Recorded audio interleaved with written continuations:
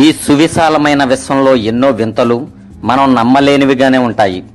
మానవ మేధస్సుకే అందని ఎన్నో అద్భుతాలు ఇప్పటికీ అక్కడక్కడా వెలుగులోకి వస్తూనే ఉన్నాయి. నమ్మినా నమ్మకపోయినా నమ్మలేని నిజాల్లా కొన్ని మన ముందు కనిపిస్తూనే ఉంటాయి. అలాంటిదే ఈ కడుపు చేసే అద్భుతాల మంచినీటి బావి. పురాతన కాలం నాటిదిగా కనిపిస్తున్న ఈ బావి వెనక అద్భుత చరిత్ర ఉంది. ఇది పిల్లలు లేని మహిళలను గర్భవతులను చేస్తోంది. నిత్యం ఈ బావి నీటినే తాగే గర్భిణీ స్త్రీలకు కవల పిల్లలను కలగజేస్తోంది. ఒకటి కాదు, రెండు కాదు, సర్వ రోగాలకు ఈ బావి నీరు ఒక ఔషధంలా పనిచేస్తోంది. వినడానికి కట్టుకథలా అనిపిస్తున్నా ఇది మాత్రం పచ్చి నిజం. తూర్పుగోదావరి జిల్లా రంగంపేట మండలం దొడ్డిగుంటలో ఒక మంచినీటి బావి అందర్నీ ఆశ్చర్యానికి గురిచేస్తోంది. తనలోని మంచినీటి నుండి అద్భుతాలు సృష్టిస్తూ సాంకేతిక వైద్య విధానాలకే సవాల్ విసురుతోంది.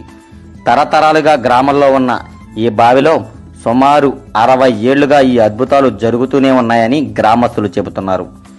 దీనికి ఈ నీటిని తాగడం వల్ల ఈ ఒక్క గ్రామంలోనే దాదాపు 100 మంది కవలల జంటలు ఉన్నాయంటే ఆశ్చర్యపడాల్సిన పని లేదు. దీనికి ఇదే ప్రధాన సాక్ష్యమని గ్రామస్తులు చెబుతున్నారు.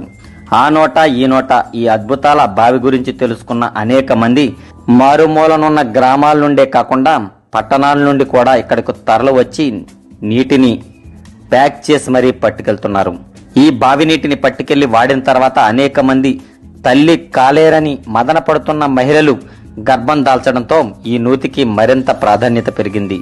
విజయవాడ, విశాఖపట్నం, హైదరాబాద్ వంటి పట్టణాల నుండి సైతం కార్లపై వచ్చి మరీ ఇక్కడ నీటిని ఈ బావి నుండి తోడుకుని పట్టుకు వెళ్తున్నారంటే ఈ బావి మహత్యం ఎలాంటిదో గుర్తించవచ్చు. ఈ నూతిలో ఉబికి వచ్చే పాతాళ జలాల్లో ఏదో మహత్తరమైన శక్తి ఉందని ప్రజలు భావిస్తున్నారు. నీటిలో ఔషధ గుణాలున్నాయన్న వాదన కూడా ఉంది. అసలు ఈ బావిలో ఏమున్నది అన్న విషయం పక్కన పెడితే పిల్లలు పుట్టరని డాక్టర్లు తేల్చిన వారికి, పెళ్ళై 10 ఏళ్లు కావస్తున్న పిల్లలు కలగని వారికి ఈ బావి వాటర్ తాగగానే కడుపొస్తోంది. ఇది చాలా కుటుంబాల్లో నిజమని తేలడంతో ప్రస్తుతం ఇది ఒక అద్భుత బావిగా విరాజిల్లుతోంది. పిల్లల బావిగా, కడుపు తెచ్చే బావిగా ప్రచారానికి ఎక్కింది. నమ్మశక్యంగా లేకపోయినా ఇది చూసిన వారు, దీని ఫలితాన్ని అనుభవించిన వారు మాత్రం ఈ బావిని తమ పాలిట కల్ప తరువుగా భావిస్తున్నారు, పూజిస్తున్నారు.